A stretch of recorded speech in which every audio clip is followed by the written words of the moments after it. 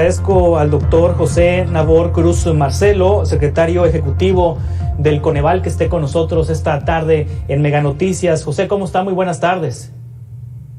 Muy buenas tardes, un gusto platicar contigo y todo tu auditorio.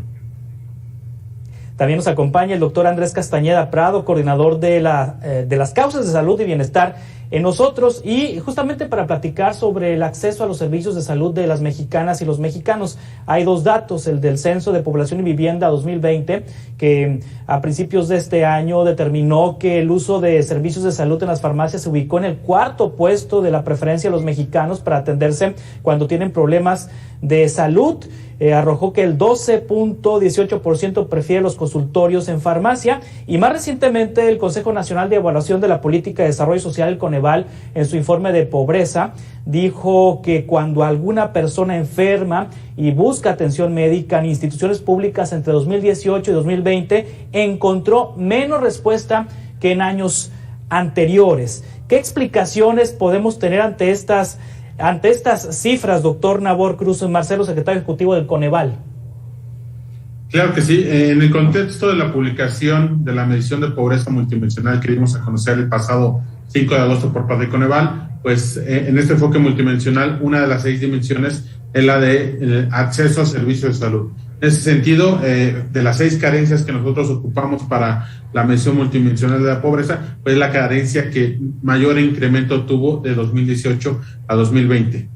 Anexamos una nota técnica en la cual damos a consideración algunos elementos que podrían explicar este incremento que reportamos de 2018 a 2020, y justamente lo que comentabas al inicio, esta reconfiguración que hubo no solamente en la parte de la demanda, sino también de la oferta de servicios públicos y privados en el país.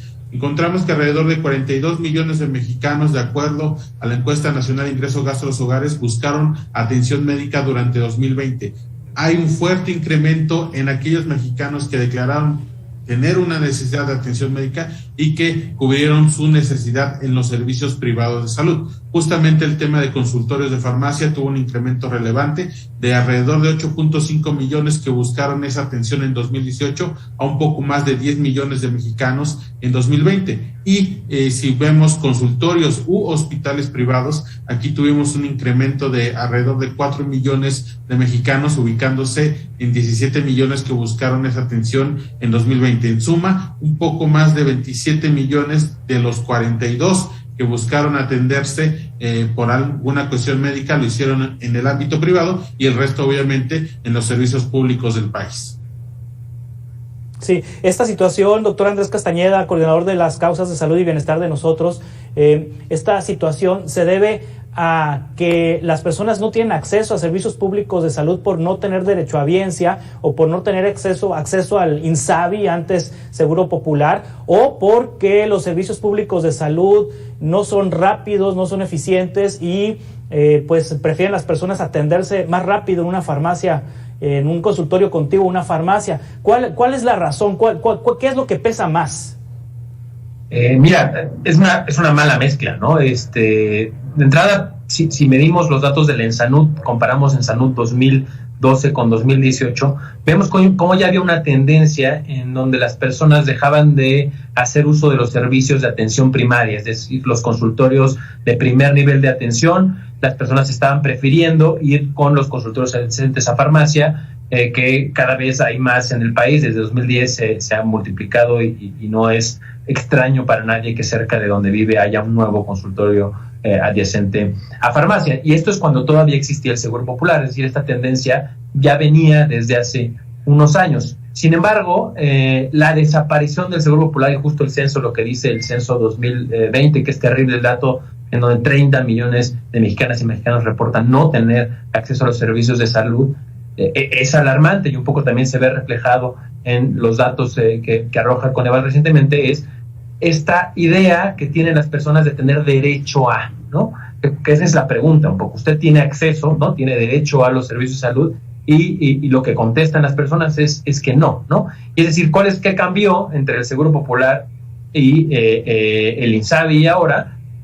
Uno, no es que se hayan cerrado hospitales, ¿no? Y que deje de haber atención, ¿no? Pues tampoco han aumentado mucho, eso es cierto, pero no es que haya dejado de haber. La diferencia es esta sensación de que las personas tenían de que era su derecho y podían acceder a estos servicios, que eso es muy, muy importante, ¿no? Creo yo, porque si las personas dicen que no tienen acceso es porque no los usan, ¿no?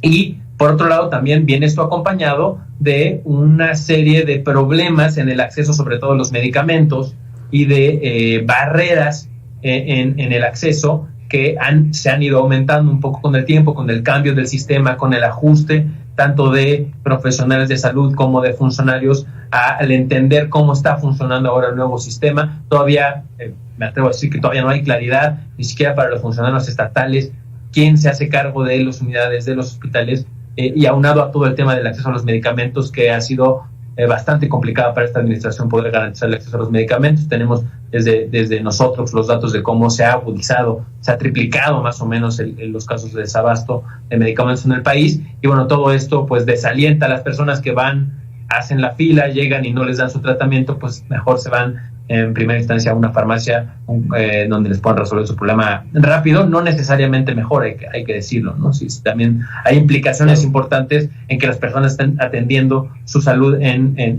estos consultorios. Sí, en este informe sobre medición de pobreza que se presentó a principios de agosto, doctor Nabor, y en comparación con el penúltimo informe de pobreza, el acceso de los mexicanos a servicios de salud públicos, gratuitos, ¿se mantuvo, creció, decreció? ¿Cómo están los números?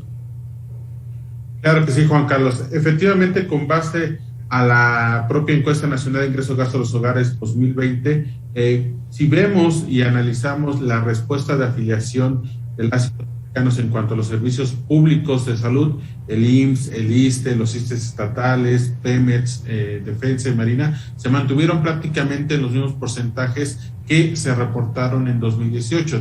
Inclusive hay un ligero incremento de casi un punto porcentual a aquellos que declararon ser afiliados al IMSS. Obviamente, sí hay un desfase importante entre aquellos mexicanos que declararon ser afiliados al Seguro Popular en 2018, con alrededor del 40% de la población, con los que declararon en 2020, los meses de levantamiento, que fueron de agosto a noviembre del año pasado, esta encuesta, aproximadamente un 27% de la población declaró tener conciencia de la afiliación o el derecho al INSABI. Es decir, ahí ya tenemos una reducción de casi 15 puntos porcentuales, lo cual claramente es un reflejo de esta reestructuración. Ya lo decía el colega, efectivamente esta tendencia de incremento a las personas de ser atendidas en consultorio de farmacia viene efectivamente desde hace varios años atrás. El Coneval dio a conocer el año pasado un documento de análisis del cierre del Seguro Popular, así es el título, análisis sobre la culminación de actividad del Seguro Popular, y ahí encontramos que en 2008 un 23% de los afiliados al Seguro Popular había declarado haberse atendido mejor en un consultorio de farmacia, y en 2018 este porcentaje se incrementó a un 42%. Es decir, claramente ese rubro de atención de salud privada, sobre todo consultorios de farmacia, ha aumentado fuertemente en la última década en el país. Por otro lado, también justo parte de las recomendaciones que generamos desde Coneval la semana pasada fue acelerar esta transición administrativa operativa del INSABI, ya que varios de los estados comenzaron a establecerse y a funcionar los convenios de colaboración entre el INSABI y la entidad federativa hasta agosto, septiembre del año pasado. Es decir, ya cuando el año había muy avanzado y sobre todo en un contexto de pandemia. Entonces, justamente en este año 2021, lo importante será que se culmine con esa transición administrativa operativa para que obviamente todos los derechohabientes a nivel entidad federativa pues tengan conciencia de que pueden tener esta atención médica, lo que antes tenían en el Seguro Popular, ahora lo puedan obtener en el INSABI en cada una de las entidades federativas del país.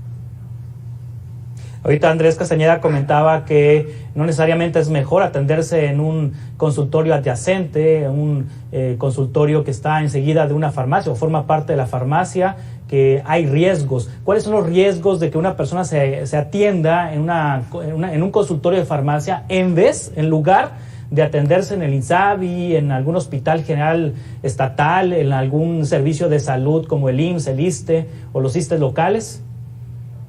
No hay como tal riesgos específicos a la persona, podríamos hablar de ellos, sí. Por ejemplo, hay estudios en donde se ha visto cómo se recetan medicamentos normalmente de más en los consultorios de la Ascensa Farmacia, porque bueno, hay un incentivo, obviamente, ¿no?, de la farmacia el vender medicamentos, ¿no? Por eso está ahí el consultorio. Entonces, bueno, sí se han hecho estudios en donde tenemos esos datos, pero además la consulta no solamente es curativa, ¿no? La gente tiende a ir a estos consultorios solo cuando se siente mal. Todo este proceso de la prevención, del seguimiento, ¿no?, que normalmente debe hacer un sistema de salud, no lo logra hacer, no hay incentivos para que lo haga un consultorio de Ascensa Farmacia. El seguimiento de los pacientes, los expedientes, etcétera, no es algo del que tenga control los consultorios de Ascensa Farmacia. Hay muchos cambios, etcétera, ¿no?, de personal, y eso termina derivando en muchas ocasiones a que el nivel de salud de la población se vea comprometido, ¿no? En general, los países en donde vemos que hay un sistema de atención primaria, que es estos consultorios de primer nivel fuertes, son poblaciones que tienden a tener una población con mejores condiciones de salud, y un poco ese es hacia donde tendríamos que estar mirando. Ciertamente ha habido un abandono tremendo histórico del primer nivel de atención en este país. Se ha premiado la atención de segundo y tercer nivel en cuanto a contrataciones, en cuanto a presupuesto, y también una de las razones por las que estamos en estas condiciones. Pero sí hay necesidad de la población, hay que decirlo, ¿no? Esta idea de que entonces ya no queremos ir con el médico general o con la doctora es mentira, ¿no? Las personas sí buscamos atención médica, sí queremos la atención de una doctora, de un doctor, y lo hacemos en donde es más fácil, y hoy por hoy es más fácil ir a consultorios en la farmacia, porque no ha logrado el sistema público de salud garantizar una atención de calidad, una atención eficiente y amigable que sea realmente accesible para todas y todos los mexicanos. Ahora, doctor José Nabor Cruz Marcelo, secretario ejecutivo del Coneval, si hay más personas utilizando servicios privados de salud, estos consultorios adyacentes o la medicina privada, ¿significa que el gasto de los mexicanos, el gasto en los hogares de los mexicanos en temas de salud, pues me imagino que va acompañado del mismo incremento? El incremento de uso de estos servicios también provoca que se deje de gastar en algunas cosas y se destine a los servicios de salud cuando estos debieran ser gratuitos. Hay un impacto en el último estudio de pobreza donde se refleje que hay un mayor gasto en materia de salud por este motivo. Claro que sí, Juan Carlos. De hecho, bueno, es a partir de la propia información de la ENIC 2020 que podemos tener la configuración del gasto en salud en promedio trimestral de las familias en nuestro país. Encontramos algunos datos. Ciertamente el rubro donde está incluido todo el gel antibacterial es el rubro de mayor incremento en cuanto al gasto de las familias entre 2018 y 2020. En 2018 un gasto promedio era de alrededor de 5 pesos. Ahora estamos hablando de 72 pesos trimestrales en promedio por hogar. Pero obviamente el tema de consulta externa, sí hubo también un incremento de unos 237 pesos en 2018 a 299 pesos en 2020. Entonces, ciertamente sí hubo un incremento en parte de estos elementos que tienen que ver con el gasto en salud en el país. Obviamente por un tema de pandemia, todos los enseres que ciertamente la mayoría de las familias estuvieron ocupando el año pasado y todavía este 2021, se ve reflejado en este incremento de en promedio alrededor de 365 pesos. Un gasto promedio por hogar fue en 2018 de 902 pesos trimestrales, para 2020 este fue de 1,265 pesos trimestrales, pero ciertamente sí, también la reconfiguración que hubo y esta declaratoria de las familias. Estamos hablando de alrededor de casi 7 millones de personas que optaron entre 2018 y 2020 de atenderse en un ámbito privado de salud. Pues ciertamente eso refleja también este dato del incremento de consulta externa en un ámbito privado para los hogares en el país. Evidentemente, reitero, la recomendación desde Coneval es este reforzamiento del conocimiento de las personas, sobre todo en el ámbito rural. También me parece que uno de los elementos importantes a destacar es que hubo un incremento mayor de esta carencia en el ámbito rural del país, y eso sin lugar a dudas se tiene que reflejar en una mayor difusión y en un mayor conocimiento de las personas que habitan este tipo de localidad en el país, para que puedan acceder a estos servicios gratuitos públicos y no tanto los servicios privados como lo declararon en 2020. Sí, Andrés, finalmente me queda poco tiempo, pero los programas sociales del gobierno federal, las transferencias directas a la población, a los adultos mayores sobre todo, ha provocado que estos opten por gastar más en temas de salud, en temas de salud privado, que ir a un consultorio público, que hay a un servicio público de salud. Y si los programas sociales de alguna manera están pues quitándole recursos a la salud para meterlos a los programas sociales, y al final de cuentas pues es la misma gata pero revolcada, como se dice coloquialmente. No, mira, no hay evidencia, y aquí el doctor Cruz me podría corregir, pero no hay evidencia de que se haya sacado presupuesto de salud para poner en otros programas sociales. No va por ahí. Por supuesto que si una persona tiene más recursos, va a invertir en su salud, porque pues es una prioridad para muchas personas. Sin embargo, si hay evidencia, por ejemplo, ahora con la COVID, ¿no? que es un buen escenario, si lo queremos ver de estudio, donde hay una necesidad importante de salud. La encuesta continua de la ENSANUD mide, y de las personas encuestadas, casi el 20% necesitó atención médica, pero solamente el 32% de las personas decidieron atenderse en servicios privados, o pudieron o tuvieron acceso, ¿no? Por cualquiera de las razones.